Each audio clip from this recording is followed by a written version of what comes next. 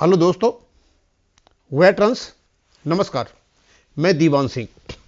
हमारे case x 6200 के supreme court, AFT और इवन हाई कोर्ट में लगे हुए हैं। कुछ केस जो हाई कोर्ट में लगे थे या एएफटी लखनऊ में लगे थे उनको रिजेक्ट कर दिया गया। कारण केवल यही था कि जिनकी पिटीशन थी वो डिफेक्टिव थी। एक्चुअली में क्या है कि जब भी हम डाल रहे हैं, हम एक बात लेकर के चल रहे हैं कि ऑप्शन नंबर 1 जो पेंशन के था 7 CPC में, उसमें जो फिक्सेशन हुआ खास करके एयरफोर्स वालों का, वो 6200 से हुआ। 6200 से फिक्सेशन करने के बाद भी किसी की पेंशन बढ़ी और किसी की नहीं बढ़ी, और यह मान लिया गया कि हमको 6200 मिल गया 1/1/2016 को ऑप्शन नंबर 1 में। और जब जैसे ही ORP 2 आई और ये 62 से जो प्री 2016 वालों को दिया था ऑप्शन नंबर 1 में, आगे चल के उसमें एक बाड़ा लगा दिया गया। अब मैं बताना चाहता हूं, ये 7 CPC था आपका। इसके दो फॉर्मूला आए, ऑप्शन नंबर 1 और ऑप्शन नंबर 2। अब ऑप्शन नंबर 2 में तो मल्टीप्लिकेशन फैक्टर था और जो सर्विंग सोल्जर्स थे उनके लिए जो कंडीशंस थी वो लागू कर दी गई। लेकिन जो ऑप्शन नंबर 1 था, इसमें जब नोशनल फिक्सेशन किया गया, पीछे से निकाल के कहां से भर्ती हुआ आदमी और कहां तक गया, तो इसमें 6200 का जिक्र हो गया इसमें, और ये 1/1/2016 को मिल गया ऑप्शन नंबर 1। और ये ऑप्शन नंबर 1 वाला आगे बढ़ता चला जाता है और ये 30/6/2019 तक चलता है। और उसके बाद आकर के एक बैरियर लग जाता है। बैरियर किसका? 2016 से पहले और 2016 से बाद के OROP में।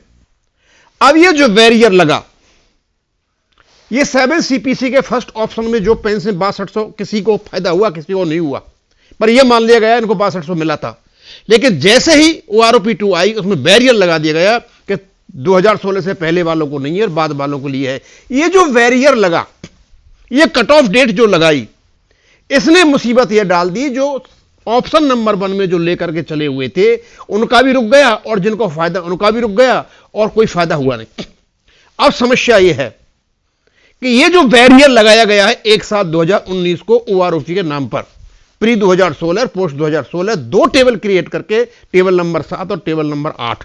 टेबल नंबर 7 2016 से पहले वालों के लिए होगी और 2008 बाद वालों के लिए होगी। टेबल नंबर में 3600 रुपए से है और टेबल नंबर 8 में 6200।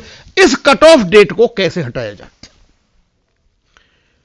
यह भी सही है, 7 CPC में ऑप्शन नंबर में 6200 रुपए मिले थे, तो क्या यह दलील कोर्ट में स्टैंड करेगी या फिर नोटिफिकेशन का ही सहारा लेना पड़ेगा?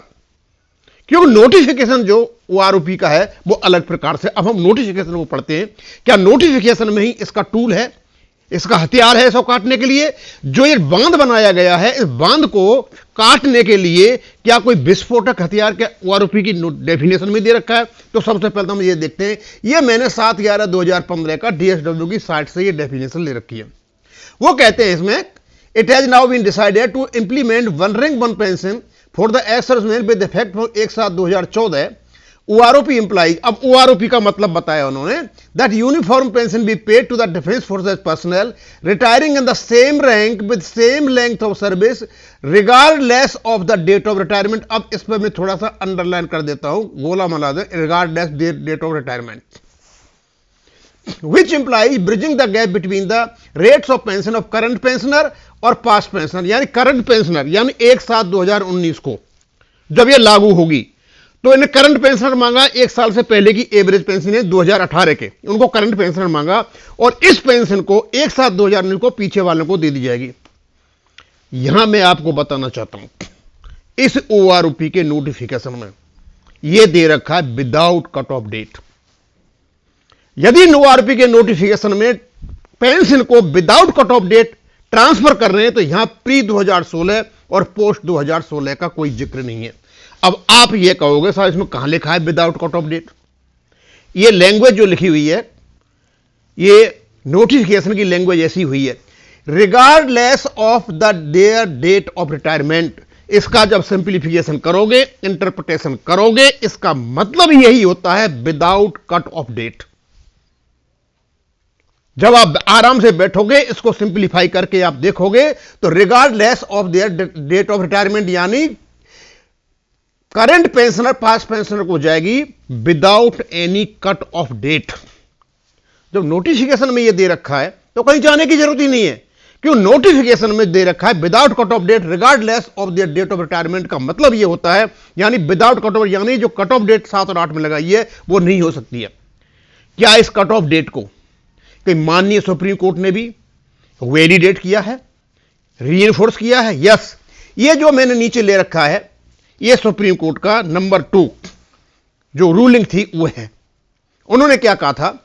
The benefit of a new element in A pensionary document can be prospectively applied, यानी जो कभी बेनिफिट आता है किसी किसमें पेंशनरी स्कीम में तो उसको उस डेट से दिया जा सकता है जिस डेट से वो लागू हुआ है। अब ये मान लिया कि 7 CPC 6200 आया, उस डेट से दिया सकता है, पहले वालों को नहीं दिया जाएगा। लेकिन यहां तक तो इनने पढ़ लिया, लेकिन आगे देखो, however the scheme can not bifurcate homogeneous group based on a cut off date. Homogeneous group में आप किसी प्रकार की कट ऑफ डेट नहीं लगा सकते। यानी माननीय सुप्रीम कोर्ट ने यह माना कि यह परेशानी खड़ी हो सकती है और उस परेशानी से खत्म करने के लिए कट ऑफ डेट की इनके लिए मना कर रखा है, प्रोहिबिट कर रखा है। अब ये जो regardless of their date of retirement है, ये कट ऑफ डेट है, यह सुप्रीम कोर्ट ने भी कह रखा। और सुप्रीम कोर्ट की इस लाइन का मतलब यह भी है कि नया कोई एलिमेंट आया है उसको प्रोस्पेक्ट भी दिया जा सकता है, लेकिन इसके बावजूद भी यदि नया एलिमेंट है और ग्रुप होमोजीनियस है तो उस पर भी आप कट ऑफ डेट नहीं लगा सकते। अब इसका मतलब तो यह हो गया एक्स पे कोई नया एलिमेंट नहीं है, ये तो पीछे से ही आ रहा है। नया एलिमेंट होता तब भी आप कट ऑफ डेट नहीं लगा सकते, तो जो ऑलरेडी एक्स पे है उस पर आप कट ऑफ डेट कैसे लगाओगे? मेरा कहने का मतलब यह है कि इन्होंने जो ब्रिज लगाया है, ये रुकावट जो डाली है, इस रुकावट को काटने के लिए कहीं जाने की जरूरत नहीं है। केवल और केवल 7/11/2015 के भारत सरकार के नोटिफिकेशन में स्पष्ट दे रखा है कि OROP को बिना कट ऑफ डेट के लागू किया जाएगा और इसको वैलिडेट कर रखा है माननीय सुप्रीम कोर्ट ने जुडिशियल रिव्यू के माध्यम से। इसलिए DSW के द्वारा निकाला गया जो क्लैरिफिकेशन है, इस प्रोविजन के अनुसार, इस लॉ के अनुसार टोटली अनकॉन्स्टिट्यूशनल है, इलीगल है और वो बिल्कुल ठीक नहीं है कि ये कट ऑफ डेट डाल ही नहीं सकते। यानी इस प्रकार से जो क्लैरिफिकेशन है वो अल्ट्रा वायरस है, किसका? OROP की डेफिनेशन का भी उल्लंघन करता है और माननीय सुप्रीम कोर्ट के आदेशों का, रूलिंग का भी उल्लंघन करता है। मैं ये कहना चाह रहा था, मैंने पहले भी डाला था, मैं अब फिर अगेन ये रिक्वेस्ट करना चाहूंगा, क्योंकि हमसे तो बहुत बहुत लंबे इंटेलिजेंट लोग पड़े हुए हैं, लेकिन फिर भी हम इसको डाल रहे हैं कि यहां 7 CPC का, 6 CPC का, आगे का पीछे का जिक्र कर सकते हो, कोई जरूरत नहीं है। सिर्फ लड़ाई है कट ऑफ डेट की। जब कट ऑफ डेट निकल जाएगी तो ऑटोमेटिक आपके लिए जो भारत सरकार ने, एयरफोर्स ने, नेवी ने और आर्मी हेडक्वार्टर ने जो लिस्ट निकाल रखी है किस किस को लागू है, वो एक होमोजीनियस ग्रुप पे ऑटोमेटिक चला जाएगा। यदि वो नहीं देते हैं तो वो दूसरा केस बन जाता है, ये मानने के लिए कि भैया मैं इसमें आता हूं या नहीं आता हूं। ऐसे केस चले हुए हैं यहां पे। तो मैं सिर्फ यह कहना चाह रहा था, क्योंकि अभी तक हमारे जो लोग हैं वो यह मान करके बैठे हुए हैं कि हमको 1/1/2016 को 6200 मिला हुआ था, कईयों को जो फायदा हो गया वो उसी पर चले हुए हैं, लेकिन उससे आपको 6200 नहीं मिलने वाला है, क्योंकि उस आपको जो 6200 मिला है उस पर OROP के नोटिफिकेशन के माध्यम से कट ऑफ डेट लगा करके आपको रोक दिया गया। आपका जो पानी स्मूथली बह रहा था जाकर के जो अरब सागर में गिरता उसको रोक दिया गया। रोका किससे? कट ऑफ डेट लगा करके। कट ऑफ डेट कहां से लगाई है?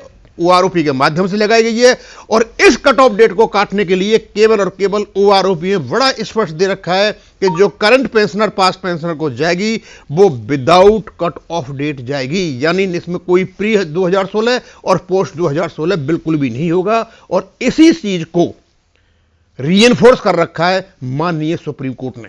जब ये रूलिंग, ये क्वेश्चन ऑफ लॉ है और ये रूलिंग जब कोर्ट के सामने जाएगी तो बड़ा दूध का दूध और पानी का पानी है। कि वो आरोपी आप केवल और केवल बिना कट ऑफ डेट के लगाओगे। अब मैं यहीं खत्म करूंगा। थैंक यू, धन्यवाद।